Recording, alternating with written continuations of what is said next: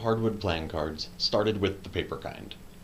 To make those, you take a tree, cut off the bark, slice it into strips, grind those strips into flakes, grind those flakes into sawdust, add a bucket full of water, bleach, and other chemicals, mix it into a paste, spread that paste onto a specially made screen, squish the liquid out of it, and wait for it to dry. That gives you paper that you can then cut into sheets, feed through a printer, which applies layers of chemical tints and dyes, coat the printed sheets in liquid plastic, heat and cure the plastic coating, and finally punch out the finished cards.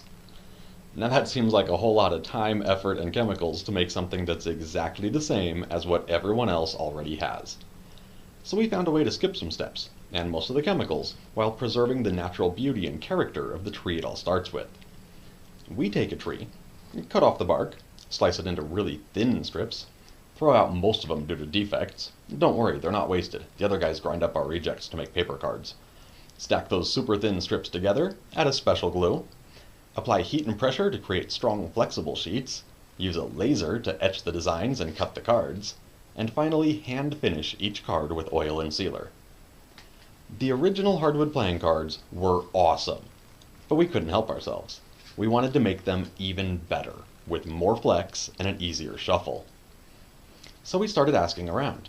Our original supplier was already custom building our wood sheets to the tightest tolerances they could, but they recommended a company we could try. They couldn't help either, and the people they recommended wouldn't do the custom work we needed. So we kept up the search, interviewing suppliers and touring lumber mills, wood shops, and finishing plants until we finally found a company that could slice wood down to the thickness we needed. Unfortunately, we wasted months working with this company, who turned out to be just as flaky as their wood. We started again, and after weeks of exhaustive search, finally discovered a company that thinks like we do. When we explained what we wanted to do, they responded with, "That is insane. Let's try it." Which led to weeks of testing and dozens of samples and prototypes until, at long last, we came to the base for Hardwood Playing Cards version 2.0.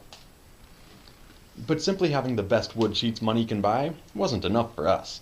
We made one more big improvement to bring out the best for version 2.0. The sealer that we used for the original hardwood playing cards was water-based and non-toxic, but it still used a variety of chemicals that formed a barrier on top of the wood. We set out to find something better. Our research led us to paper umbrellas, like this. Made hundreds of years ago in China, these umbrellas worked because they were soaked in tung oil. Pure tung oil is a thick, sappy liquid that is pressed from the nuts of tung trees. It works great as a sealer because it dries to a hard finish, but it's really thick and doesn't penetrate very far.